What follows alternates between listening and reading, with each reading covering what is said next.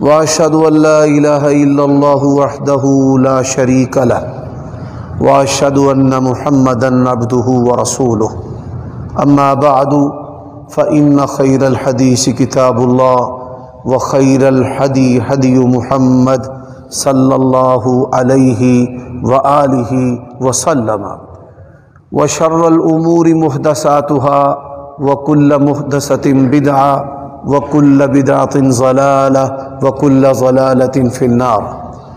اعوذ بالله السميع العليم من الشيطان الرجيم من حمزه ونفخه ونفثه.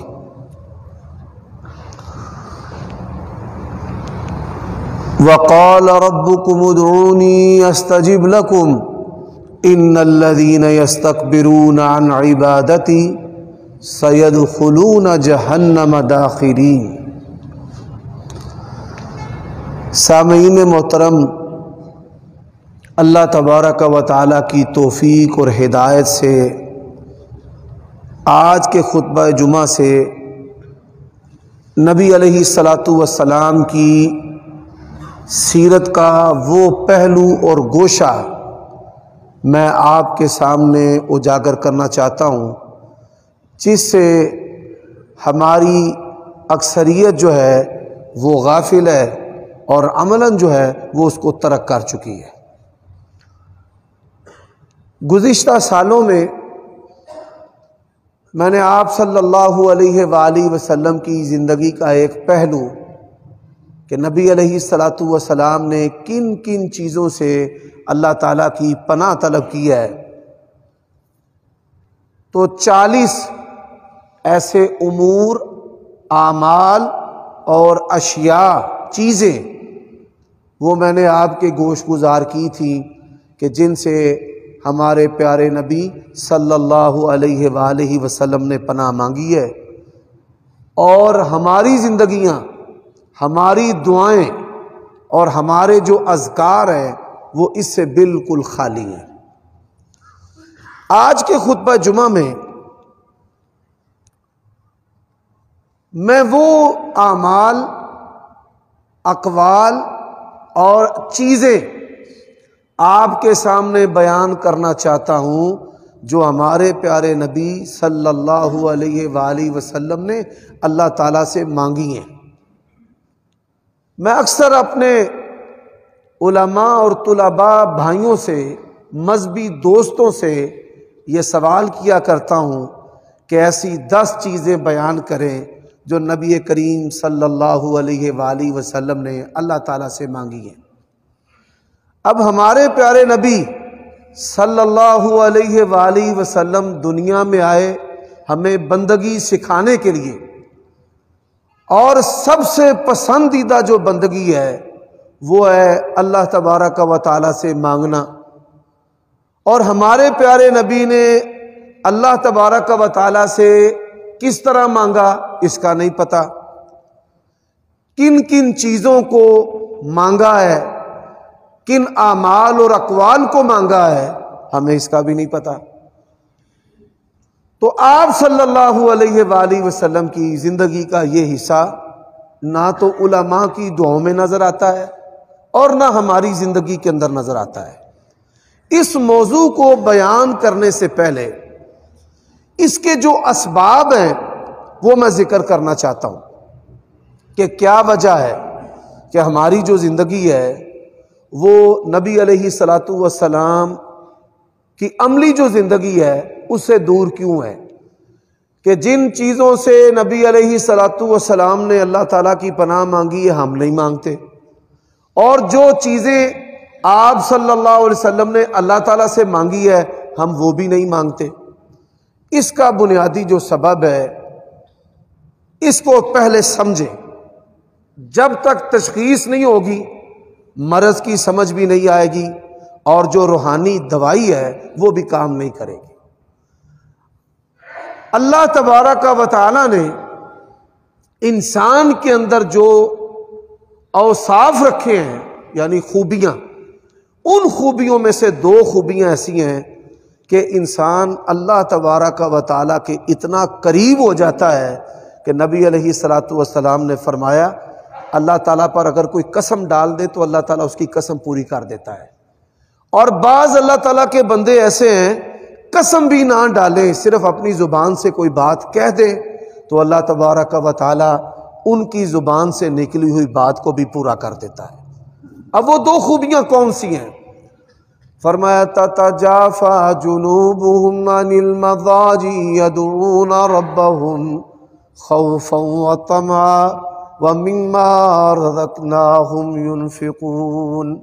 پہلی خوبی ہے اللہ تعالیٰ کا خوف، اور دوسری جو خوبی ہے وہ ہے اللہ تعالیٰ کی رحمتوں نعمتوں کا طمع۔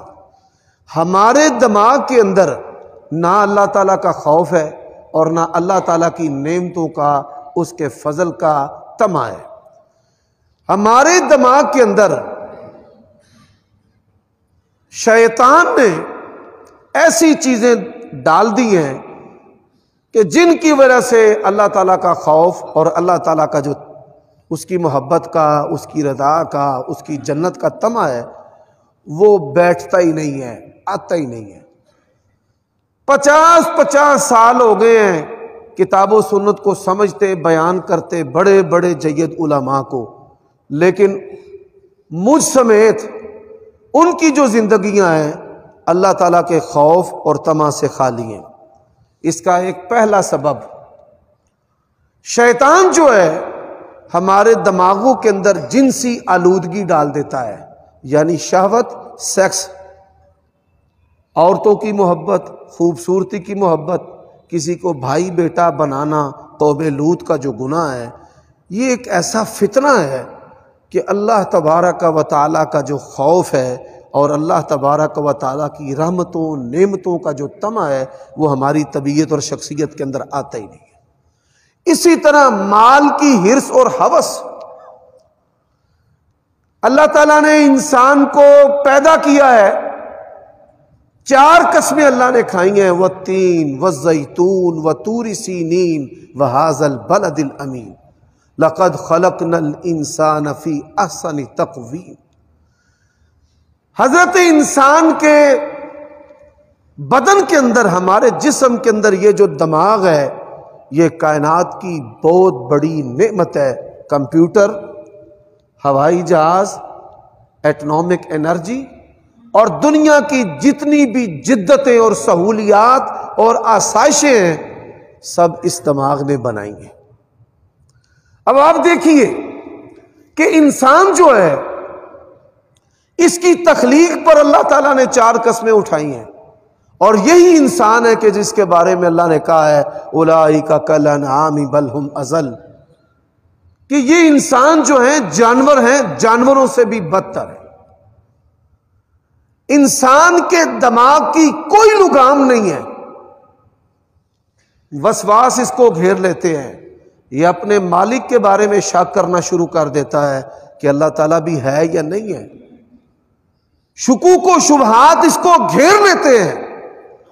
یہ بات یاد رکھے، اللہ تعالیٰ کا خوف یہی انسان کے دماغ کی لگام ہے، دنیا کے اندر کوئی چیز انسان کے دماغ کی لگام نہیں ہے، اس کو روکنے والا اور پکڑنے والا نہیں ہے۔ حضرات، اب یہ وہ چیز ہے جس نے ہمارے اندر غفلت ڈال دی ہے۔ نبی علیہ الصلوۃ والسلام کا فرمان ہے، جو بندہ اللہ تعالیٰ کا ذکر کرتا ہے اور جو اللہ تعالیٰ کا ذکر نہیں کرتا وہ زندہ اور مردہ کی طرح ہے۔ اہل حدیثوں اور اپنے آپ کو اہل سنت کہلوانے والوں، پہلے نمبر پر ہماری یہ ذمہ داری ہے کہ ہم ثابت کریں کہ ہم زندہ ہیں۔ مثل الذی یذکر ربہ ومثل الذی لا یذکر، یہ صحیح بخاری کی حدیث ہے کہ وہ بندہ جو اللہ تعالیٰ کا ذکر کرتا ہے اور وہ بندہ جو اللہ تعالیٰ کا ذکر نہیں کرتا وہ زندہ اور مردہ کی طرح ہے۔ آپ صلی اللہ علیہ وسلم کی دوسری حدیث ہے صحیح مسلم میں کہ جس گھر کے اندر اللہ تعالیٰ کا ذکر کیا جاتا ہے وہ گھر گھر ہے، اور جس گھر میں اللہ کا ذکر نہیں کیا جاتا وہ گھر نہیں، وہ قبرستان ہے۔ اب اللہ تبارک و تعالیٰ کا جو ذکر ہے اس کی کئی قسمیں ہیں۔ ذکر جو ہے وہ کرنا کیسے ہے ہمیں اس کا بھی نہیں پتا، میں یہاں پر یہ بھی بیان کرنا چاہتا ہوں.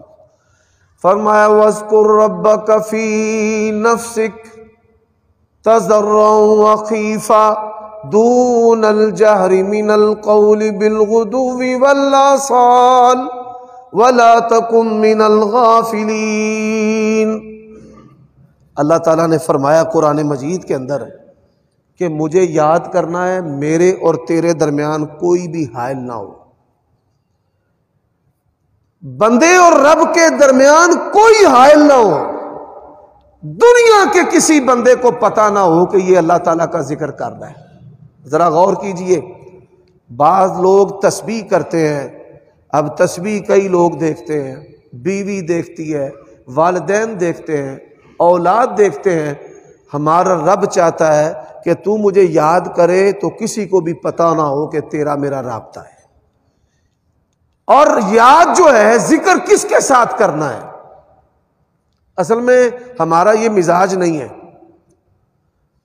اگر آپ اپنی اصلاح چاہتے ہیں، حقیقی اللہ تعالیٰ کے دوستوں میں شامل ہونا چاہتے ہیں، تو ہمیں اپنے آپ کو بدلنا پڑے گا.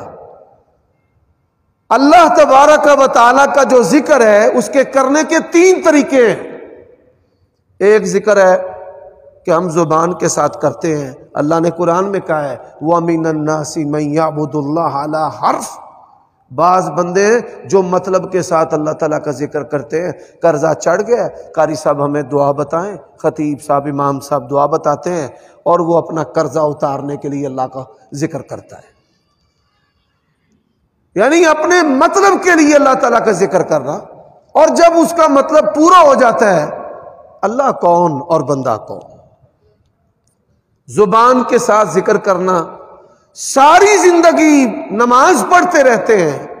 اچھا میں آپ سے بھی سوال کرتا ہوں، رکوع سے جب آپ اٹھتے ہیں سمیع اللہ لمن حمیدہ، اس کا کیا معنی ہے؟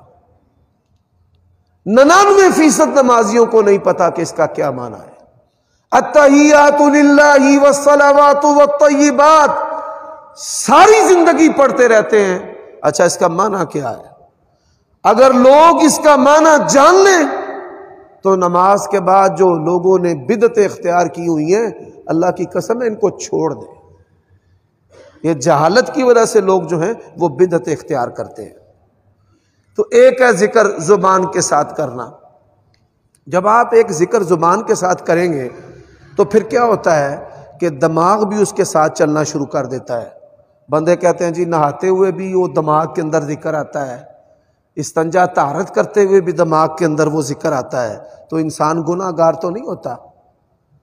حضرات اللہ تبارک و تعالیٰ نے زبان کے ساتھ ذکر کرنے کا نہیں کہا، دماغ کے ساتھ بھی نہیں کہا. فرمایا وَاذْكُرْ رَبَّكَ فِي نَفْسِكَ، اس کے ساتھ دل کے ساتھ ذکر کرنے کا کہا ہے. کیوں؟ پورا بدن جو ہے وہ دل کے تابع ہے. نبی علیہ السلام نے فرمایا بدن کے اندر ایک لوتھڑا ہے، اگر وہ ٹھیک ہے تو پورا بدن ٹھیک ہے، اور اگر وہ خراب ہے تو پورا بدن خراب ہے. الا وہی القلب، خبردار وہ دل ہے.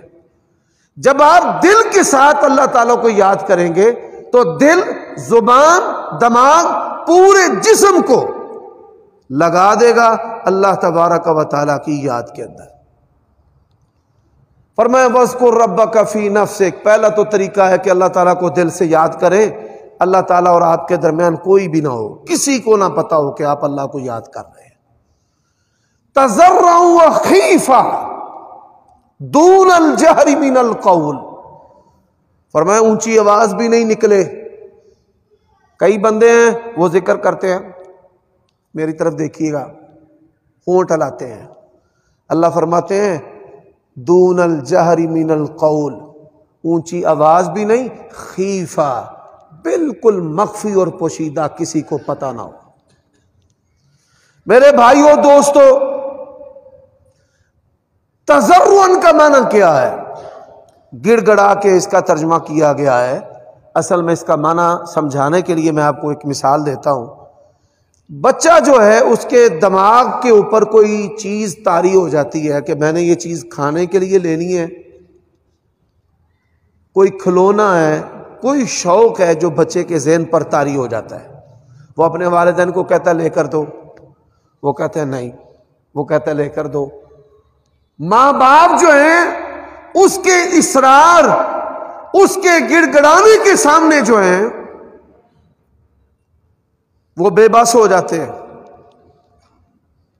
وہ اپنے بچے کو وہ چیز مہیا کر کے دیتے ہیں، ایک دفعہ اسے مارتے ہیں، مار کھانے کے بعد بھی وہ کہتا ہے میں نے لینی ہے، وہ کہتا ہے نہیں لے کر دینی۔ بعض بچے ہیں وہ کہتے ہیں ہم نے کھانا پینا نہیں ہے۔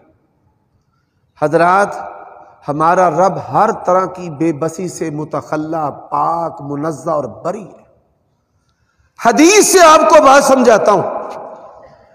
نبی علیہ الصلوۃ والسلام نے فرمایا کہ ایک بندہ اللہ کو کہتا ہے یا رب، اے میرے پروردگار، اللہ تعالیٰ اس کی طرف توجہ نہیں کرتے۔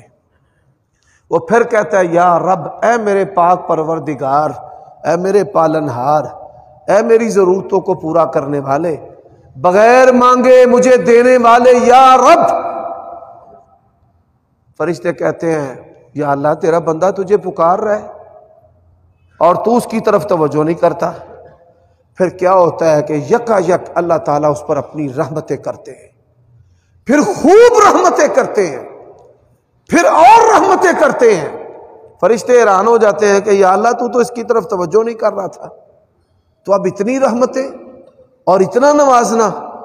تو اللہ تبارک و تعالیٰ اپنے فرشتوں سے کہتے ہیں اچھا بتاؤ میرے سوا کون ہے اس کی پکار کو سننے والا اور پکار کو جواب دینے والا؟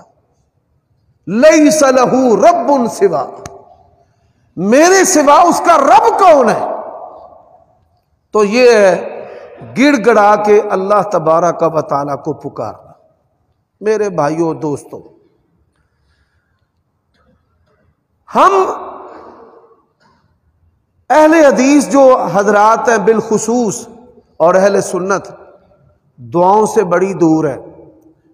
اجتماعی دعا محل نظر ہے، لیکن جو انفرادی دعا اور ذکر ہے ہم نے اپنی زندگیوں سے اسے بھی کان سے پکڑ کر باہر نکال دیا ہے۔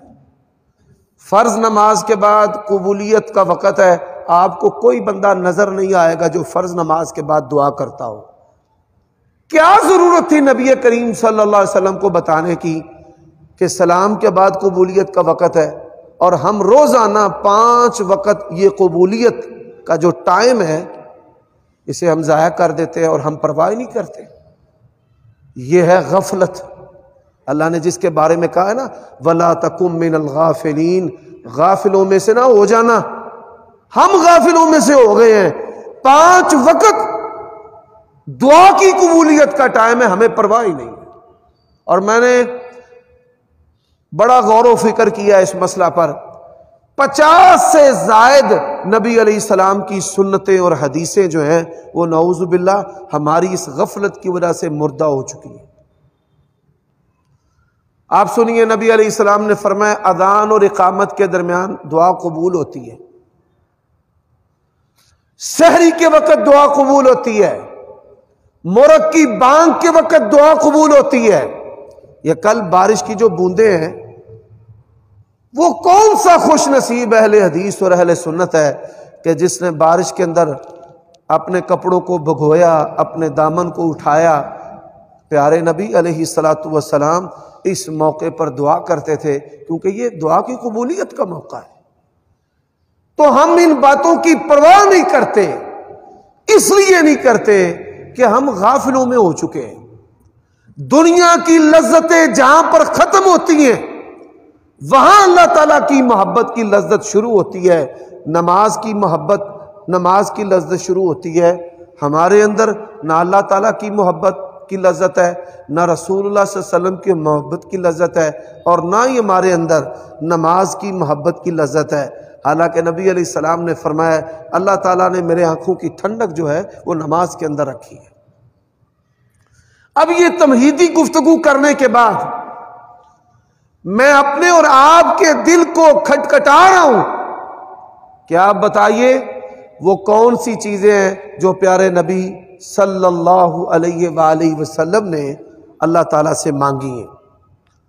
آج کے خطبہ جمعہ کا جو عنوان ہے اللہم انی اسألک، اے اللہ میں تجھ سے سوال کرتا ہوں۔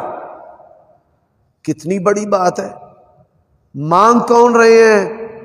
نبیوں کے سردار خاتم النبیین رسول کریم صلی اللہ علیہ وآلہ وسلم۔ حضرات یہی وجہ ہے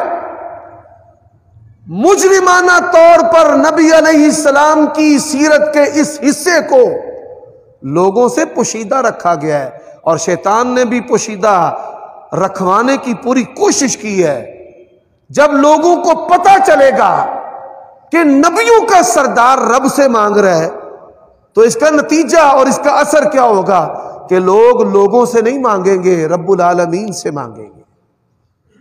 آپ صلی اللہ علیہ وآلہ وسلم نے تو امت کی تربیت کی تھی کہ جوتے کا تسمہ بھی ٹوٹ جائے تو رب سے مانگنا ہے، اور آپ نے امت کی تربیت کی تھی ضرورت کی چیز بھی اگر لوگوں سے نہیں مانگو گے اللہ تعالیٰ اس عمل کے بدلے بھی آپ کو جنت عطا کرے گا۔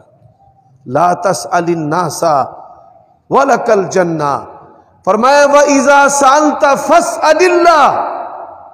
جامع ترمذی کی حدیث ہے، عبداللہ ابن عباس کو کہا تو جب بھی مانگے تو کس سے مانگے؟ اللہ تعالیٰ سے مانگے۔ اب نبی علیہ السلام نے کیا کیا اللہ سے مانگا ہے؟ اللہ تعالیٰ کی توفیق سے ہی، اس کی توفیق سے، ولا حول ولا قوت الا باللہ۔ میں نے ایسی حدیثوں کو تلاش کیا ہے کہ نبی علیہ السلام نے اللہ تعالیٰ سے کیسے مانگا اور کیا کیا مانگا ہے۔ اب آئیے آج کا جو خطبہ ہے اس کا عنوان ہے اللہم انی اسألک، اے اللہ میں تیرا نبی تجھ سے سوال کرتا ہوں۔ سب سے پہلے دعا کرنے سے پہلے آپ صلی اللہ علیہ وآلہ وسلم کا جو انداز ہے وہ کیا ہے؟ اللہم انی اسألک بکل اسم ہوا لک سمیت بہ نفسک۔ علماء کرام، میں لوگوں کی بات نہیں کرتا، آج علماء کی اکثریت کو نبی علیہ السلام کی یہ دعا نہیں آتی۔ یہ نبی علیہ السلام کے وہ کلمات ہیں کہ جس سے رونگٹے کھڑے ہو جاتے ہیں۔ اللہم انی اسألک بکل اسم ہوا لک سمیت بہ نفسک، اے اللہ میں تجھ سے تیرے ہر نام کے وسیلے سے مانگ رہا ہوں، سوال کر رہا ہوں۔ اللہم انی اسألک بکل اسم ہوا لک سمیت بہ نفسک۔ آج کے پرفتن دور میں متروک سنتوں میں سے یہ سنت ہے کہ اللہ تعالیٰ کے اسماء حسنی ہیں، اللہ تعالیٰ نے اپنے ناموں کے ساتھ مانگنے کا حکم دیا ہے اور ہم مانگتے نہیں ہیں۔ وَلِلَّهِ الْأَسْمَاءُ الْحُسْنَى فَادْعُوهُ بِهَا، فرمایا اللہ تعالیٰ کے اچھے اچھے نام ہیں، اللہ تعالیٰ کو ان ناموں سے پکارو۔ تو کیا ہم روزانہ اللہ تبارک و تعالیٰ کو اس کے ناموں سے پکارتے ہیں؟ حالانکہ یہ کتنا بڑا عمل ہے۔ آپ صلی اللہ علیہ وآلہ وسلم نے فرمایا اللہ تعالیٰ کے 99 نام ہیں، جو ان 99 ناموں کی تلاوت کرتا ہے اللہ تعالیٰ اس عمل کے بدلے اس کو جنت عطا کرتا ہے۔ آپ اپنی زندگی کا حصہ بنا لیں، ہر روز اللہ تعالیٰ کے 99 ناموں کی تلاوت کیا کریں۔ وہ حفیظ ہے، حفاظت کرے گا، وہ کریم ہے، بڑی باریک بینی سے غیب سے وہ رزق عطا کرتا ہے، وہ باسط ہے، چھپر پار کے دینے والا ہے، وہ رزاق ہے، وہ فتاح ہے، وہ وہاب ہے۔ دنیا کی کوئی بڑی اور چھوٹی، انفرادی اور اجتماعی، ملکی اور انسانی ایسی کوئی چیز، مصیبت، کوئی امر، کوئی معاملہ ہے ہی نہیں ہے جو اللہ تبارک و تعالیٰ کے 99 ناموں سے خارج ہو۔ تو میرے بھائیوں دوستو، آپ جو ہیں وہ روزانہ اللہ تبارک و تعالیٰ کے 99 ناموں کو اپنی زندگی کا حصہ بنائیں۔ حضرات اب دیکھیے نبی علیہ السلام نے ہمیں جو دعائے استخارہ سکھلائی ہے، اللہم انی استخیر بعلمک واستقدر بقدرتک، اے اللہ میں تیرے علم کے ساتھ خیر کا طالب ہوں، تیری قدرت کے ساتھ، وَأَسْتَقْدِرُ بِقُدْرَتِكَ، اس عمل پہ، اس کام پہ تیری قدرت کے ساتھ میں قدرت چاہتا ہوں۔ تو نبی علیہ الصلوۃ والسلام اللہ تبارک و تعالیٰ کو اس کے ناموں کا وسیلہ دے کر مانگا کرتے تھے۔ آج ناموں کا وسیلہ جو ہے وہ دے کر مانگنے کا رواج ختم ہو چکا ہے۔ حضرات دوسری بات، وقت مختصر ہے، میں نبی علیہ الصلوۃ والسلام کی جو ایک دعا ہے وہ آپ کے سامنے رکھنا چاہتا ہوں۔ یہ صحیح مسلم کے اندر ہے، اللہم انی اسألک الہدی والتقی والعفاف والغنی۔ چار چیزیں پیارے نبی صلی اللہ علیہ وآلہ وسلم نے اللہ تعالیٰ سے مانگی ہیں۔ کتنی جی؟ چار۔ اگر آپ اس کو ایک دفعہ دہرا لیں تو آپ کو یاد کرنے میں بھی آسانی ہوگی۔ اللہم انی اسألک الہدی والتقی والعفاف والغنی۔ نبی علیہ الصلوۃ والسلام نے فرمایا اللہ تعالیٰ نے مجھے جامع کلمات عطا کیے ہیں۔ لفظ ایک ہے، وہ لفظ پوری کتاب ہے، جس کو ہم اپنی زبان کے اندر کہتے ہیں کوزے کے اندر دریا بند کر دینا، کہ لفظ تو ایک ہے لیکن وہ لفظ ایک پوری کہانی، ایک پورا موضوع اور پوری کتاب ہے۔ اللہم انی اسألک الہدی، اے اللہ میں تیرا نبی تجھ سے ہدایت طلب کرتا ہوں۔ اچھا بھائی اس کا کیا معنی ہے؟ خدا، خدا کا معنی ہوتا ہے ہر چیز کے اندر رہنمائی۔ کاروبار کرنا ہے تو یا اللہ میں تجھ سے رہنمائی مانگتا ہوں، رشتہ کرنا ہے میں تجھ سے رہنمائی مانگتا ہوں، ایمان، دین، اعمال، نیکیاں، اے اللہ میں تجھ سے ہدایت، تجھ سے رہنمائی مانگتا ہوں۔ اور یہی وہ چیز ہے جو آج ہم ہر نماز میں پڑھتے ہیں، اہدنا الصراط المستقیم، اے اللہ مجھے سیدھی راہ دکھلا۔ سیدھی راہ جو ہے صراط الذین انعمت علیہم، اللہ ان کی راہ، ان کا رستہ جن پر تو نے انعام کیا ہے۔ اچھا اللہ تعالیٰ نے کن پر انعام کیا ہے ہمیں یہ نہیں پتا۔ اللہ تعالیٰ نے قرآن مجید میں کہا ہے وَمَن يُطِعِ اللَّهَ وَالرَّسُولَ فَأُولَئِكَ مَعَ الَّذِينَ أَنْعَمَ اللَّهُ عَلَيْهِمْ مِنَ النَّبِيِّينَ وَالصِّدِّيقِينَ وَالشُّهَدَاءِ وَالصَّالِحِينَ، کہ اللہ تبارک و تعالیٰ نے انعام کیا ہے نبیوں پر، نبیوں کی تصدیق کرنے والے صدیقین پر، نیکوکاروں پر، شہداء جنہوں نے رب کے لیے، دین کے لیے جانیں دی ہیں، ان پر اللہ تعالیٰ نے انعام کیا ہے۔ ایسے انعام یافتہ جو لوگ ہیں اللہ تعالیٰ ان انعام یافتہ لوگوں کے رستے پر ہمیں چلا۔ میرے بھائیوں میں یہاں پر ایک بات کرنا چاہتا ہوں، ہم اللہ تبارک و تعالیٰ کو یہ تو کہتے ہیں کہ انعام یافتہ لوگوں کے رستوں پر ہمیں چلا، لیکن انعام یافتہ لوگوں کے ناموں پر ہم اپنے بچوں کے نام نہیں رکھتے، بال نہیں رکھتے، لباس نہیں پہناتے، اپنے بچوں کو تعلیم نہیں دلواتے، انعام یافتہ لوگوں کی تعلیم نہیں دلواتے۔ تو اگر ہم اللہ تعالیٰ سے ہدایت مانگ رہے ہیں تو ہدایت کی طرف عملی طور پہ ہمیں اپنے قدم کو بھی اٹھانا پڑے گا۔ یہ نہیں کہ نادا گر گئے سجدے میں جب وقت قیام آیا، دشمن سے لڑنا نہیں ہے اور کہنا کہ یا اللہ کافروں کے ٹینکوں میں تو کیڑے ڈال دے۔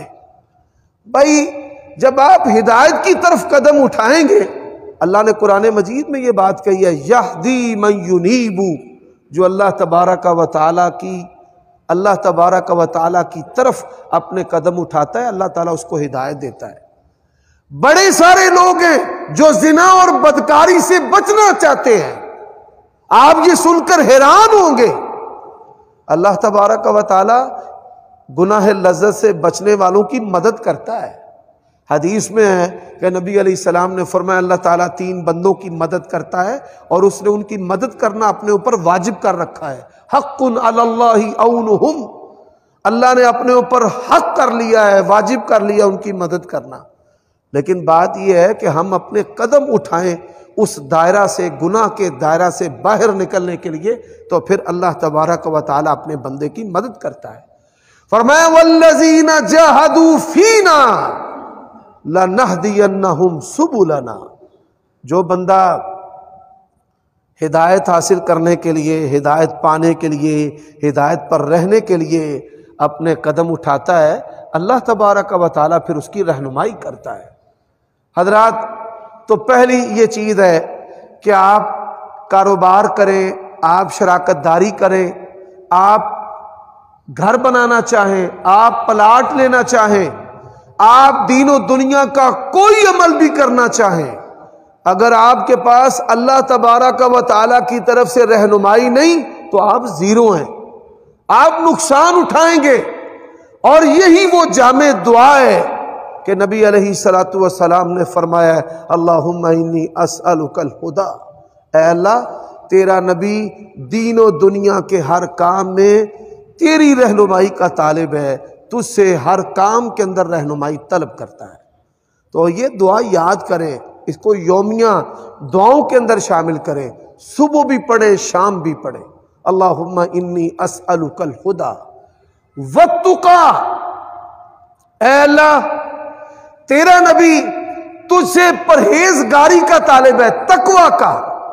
اب تقوی جو ہے اللہ تبارک و تعالیٰ کا خوف ہے کہ انسان جو ہے وہ عورت کے اتنا قریب ہے، جتنا میاں بیوی قریب ہوتے ہیں اور عورت اس کو کہتی ہے اللہ سے ڈر جا، اور وہ اللہ کے ڈر سے گناہ چھوڑ دیتا ہے، اللہ تبارک و تعالیٰ کے ہاں اس بندے کا عمل اتنا رتبہ اور درجہ رکھتا ہے، وہ اللہ کو کہتا ہے کہ غار کے منہ سے پتھر کو دور کر دے، اللہ تعالیٰ اس کے کہنے پر غار کے منہ سے پتھر کو دور کر دیتا ہے۔ پتھروں کو حرکتیں رب دے رہا ہے، کس وجہ سے دے رہا ہے؟ کہ وہ اپنے رب کو کہہ رہا ہے کہ یا اللہ میں نے تیرا ڈر اختیار کیا ہے۔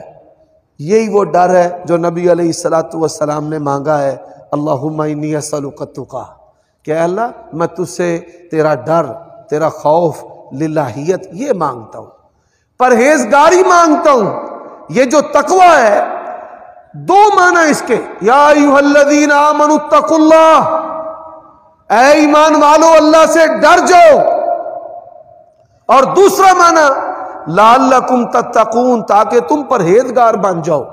تو تقوی کا معنی اللہم انی اسألک التقی، یا اللہ میں تجھ سے تیرے ڈر کا سوال کرتا ہوں، اولاد کے بارے میں اللہ کا ڈر، بیوی کے بارے میں اللہ کا ڈر، حلال و حرام کے بارے میں اللہ کا ڈر، آخرت کے بارے میں اللہ کا ڈر، اور پاک دامنی کے بارے میں کس کا ڈر؟ اللہ کا ڈر۔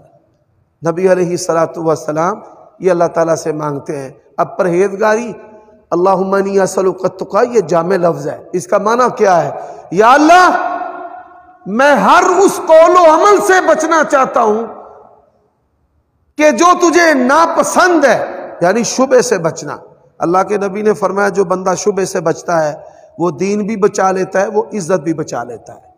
حرام سے بچنا، وَلِمَنْ خَافَ مَقَامَ رَبِّهِ جَنَّتَانِ، پھر جو بندہ حرام اللہ تعالیٰ کے ڈر سے بچتا ہے، اللہ تبارک و تعالیٰ نے اس کے لیے خصوصی انعام تیار کر رکھے۔ تو تقا کا معنی کیا ہے؟ اے اللہ میں نیکیوں کا بھی تجھ سے طالب ہوں کہ نیکیاں جو ہیں وہ مجھ سے کروا۔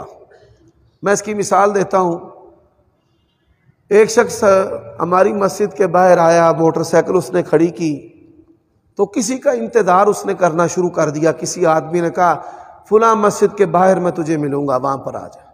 اب مسجد کا کام ہو رہا تھا تو وہ مسجد کے کام کے اندر شامل ہو گیا، کبھی اینٹیں اٹھوائے، کبھی ریت ڈال کر دے۔ میں یہ منظر دور سے دیکھ رہا تھا، کہاں سے آیا ہے اسے وہم و گمان بھی نہیں تھا۔ اللہ تبارک و تعالیٰ نے اس بندے کو مسجد کی تعمیر کے کام کے اندر شریک کر دیا ہے۔ اسے کہتے ہیں تقا، کہ یا اللہ میں تجھ سے نیکی کا طالب ہوں کہ نیکی لمحہ بلمحہ مجھے زندگی میں عطا کرتے رہنا۔ اور اللہ کے نبی نے فرمایا معمولی نیکی کو بھی حقیر نہ سمجھنا۔ ایک سرکش زانی عورت تھی، اس نے کتے کو پانی پلایا تھا۔ کتے کو پانی پلانا انتہائی حقیر اور معمولی عمل سمجھا جاتا ہے، لیکن اللہ تعالیٰ کے ہاں اتنا بڑا عمل۔ اللہ تبارک و تعالیٰ سب سے بڑھ کر غیرت والا ہے۔ اس کی غیرت کا تقاضا کیا ہے کہ اس نے مخلوق ہو کر میری مخلوق کا مہربانی کی ہے۔ میں تو ارحم الراحمین ہوں، میں تو غفار الذنوب ہوں۔ اللہ تعالیٰ نے کہا جا، میں نے تجھے معاف کر کے اپنی جنت عطا کر دی۔ تو یہ تقا ہے کہ یا اللہ مجھے شبے سے بھی بچا، مجھے حرام سے بھی بچا، اور مجھے نیکی بھی دے۔ حضرات، تیسرا لفظ ہے، پہلا لفظ اللہم انی اسألک الہدی، رہنمائی تیری دین اور دنیا میں لمحہ بلمحہ۔ دوسرا لفظ ہے اسألک التقی، تیرا خوف، شبے سے بچا، حرام سے بچا، اور اللہ نیکی میں لگا۔ اب جو تیسرا لفظ ہے وہ بھی جامع ہے، اللہم انی اسألک الہدی والتقی والعفاف، عین سے عفاف۔ عفاف آپ نے عموماً اس کا معنی پڑھا ہوگا کہ پاک دامنی۔ عربی زبان میں اس کا جو معنی ہے، ہر وہ عمل اور ہر وہ بات جو ناپسندیدہ ہے۔ یا اللہ مجھے ہر اس عمل اور بات سے بچا جو تیرے ہاں بھی ناپسندیدہ ہے اور جو لوگوں کے ہاں بھی ناپسندیدہ ہے۔ جو لوگوں کے ہاں بھی ناپسندیدہ ہے اللہ مجھے اس سے بھی بچا، اور جو تیرے ہاں ناپسندیدہ ہے اے پاک پروردگار مجھے اس سے بھی بچا۔ پاک دامنی حضرات، شعور سے لے کر موت تک سب سے کثرت کے ساتھ جو گناہ ہوتا ہے نا، آپ یہ سن کر حیران ہوں گے، کثرت کے ساتھ جو گناہ ہوتا ہے۔ یہ میرا ایک مقتدی ہے، یہ اٹھ بھائی کالی ٹوپی والے ذرا اٹھنا، اٹھ جا یار، کوئی بات نہیں، لوگوں کو سمجھانا ہے۔ یہ بچہ ہے یہاں پہ مستقل جمعہ سنتا ہے، بیٹھ جاؤ، دیندار بھی ہے، داڑھی بھی رکھی ہوئی ہے، اس کا بھائی ہے، وہ بظاہر دیندار نہیں ہے، داڑھی نہیں رکھی ہوئی۔ اب وہ کیا کہتا ہے اسے؟ کہتا ہے کہ یہ جو مولوی لوگ ہیں نا، داڑھیوں والے جو دیندار ہیں، ہر آنے جانے والے کی آنکھوں کے ساتھ سکیننگ کرتے ہیں، بھئی جیڑی بی بی ولنگے کوئی اور ویکھے نہ ویکھے، مولوی انہوں ضرور ویکھے، وہ اس کو کہتا ہے۔ اور میں نے یہ دیکھا ہے کہ انسان شعور سے لے کر موت تک سب سے زیادہ جو گناہ کرتا ہے وہ جنسی گناہ ہے۔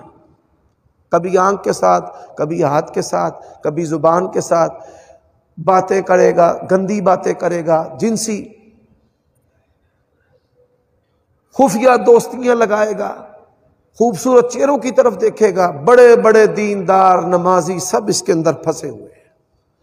حضرات، ہمارے پیارے نبی رب سے کہہ رہے ہیں کہ یا اللہ میں تجھ سے پاک دامنی چاہتا ہوں، میں تجھ سے پاک دامنی کا سوال کرتا ہوں۔ اور ہم نے کبھی ساری زندگی یہ دعا نہیں کی، کبھی یہ لفظ ہماری زبانوں سے نہیں نکلا۔ تو اللہ کے لیے پیارے نبی صلی اللہ علیہ وسلم کی یہ جو متروک دعا اور سنت ہے، اس کو اپنی زندگیوں کا حصہ بنائیں۔ اللہم انی اسألک الہدی والتقی والعفاف۔ نبی علیہ السلام نے فرمایا بندوں کی پوشیدہ چیزوں کے پیچھے نہ لگو، عورتوں کو بے آبرو کرنا، ان کے جنسی اعضاء کو دیکھنا۔ تو یہ عفاف جو ہے، اس کا معنی کیا ہے کہ پاک پروردگار یہ جو جنسی جتنے بھی اقوال اور اعمال ہیں، میں ان سب سے تجھ سے پرہیزگاری کا طالب ہوں، مجھے اس سے بچا لے۔ میرے بھائیوں دوستو، آخری جو لفظ ہے اللہم انی اسألک الہدی والتقی والعفاف والغنی، یا اللہ میں تجھ سے غنا کا سوال کرتا ہوں۔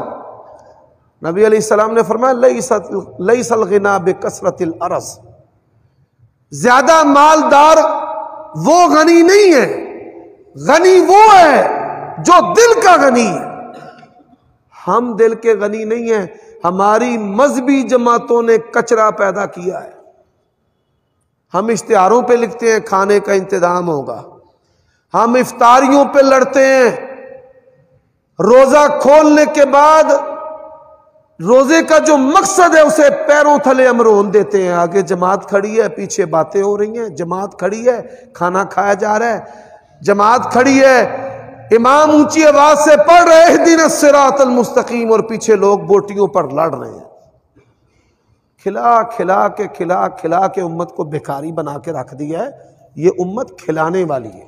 ہمارے جو تبلیغی بھائی ہیں لوگ ان پر تنقید کرتے ہیں، کچھ حق تنقید بھی ہے، کچھ غلط بھی ہے، لیکن آپ دیکھیں کہ وہ اپنا کھانا بھی لے کر جاتے ہیں ساتھ، اور دوستوں کا کھانا لے کر بھی جاتے ہیں. اسلام پھیلا ہے، اس امت نے لوگوں کو کھلایا ہے. آج جو امت ذلت کی پستی کے اندر ہے تو اس کا ایک بنیادی سبب ہے کہ ہماری اکثریت نے کھانا شروع کر دیا ہے. حج پر جاتے ہیں، اتھے منگنالیاں لینا چلاک جاندے نے. یہاں پورا رمضان اعتکاف جیسی عظیم عبادت کے ساتھ ہم کھلواڑ کرتے ہیں کھانے کے نام پہ. اللہ کے لیے سوچیں، ہمارے پیارے نبی کیا کہتے ہیں؟ غنا. حضرات یہ جو جامعہ محمدیہ ہے اس میں ایک شخصیت کا نام ہے مولانا محمد عبداللہ رحمۃ اللہ علیہ، شیخ الحدیث. والدین کی خواہش تھی ہمارا بچہ عالم بنے. مولانا اسماعیل سلفی رحمۃ اللہ علیہ تھے، اور یہ مدرسہ اس وقت چونک نیائی میں تھا، چونک نیائی والی مسجد جامعہ محمدیہ میں. اب بچہ جو ہے اس وقت کھانا مدرسے میں پکتا نہیں تھا، گھروں میں کھانا لگا ہوا تھا. تو ایک دن، 2 دن، 3 دن کھانا بچہ لینے نہیں گیا. کسی نے مولانا صاحب کو بتایا کہ یہ کھانا لینے نہیں جاتا، اور کھانا اس نے 2-3 دن سے کھایا بھی نہیں ہے.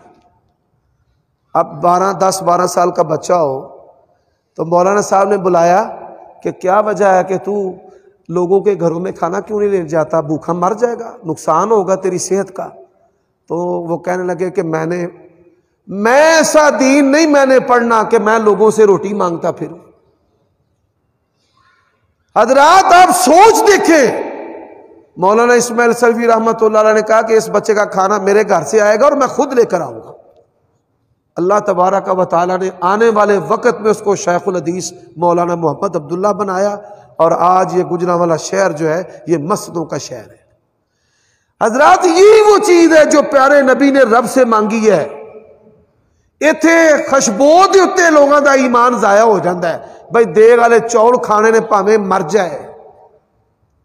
تو یہ پیارے نبی نے کہا ہے اللہم انی اسألک الہدی والتقی والعفاف والغنی.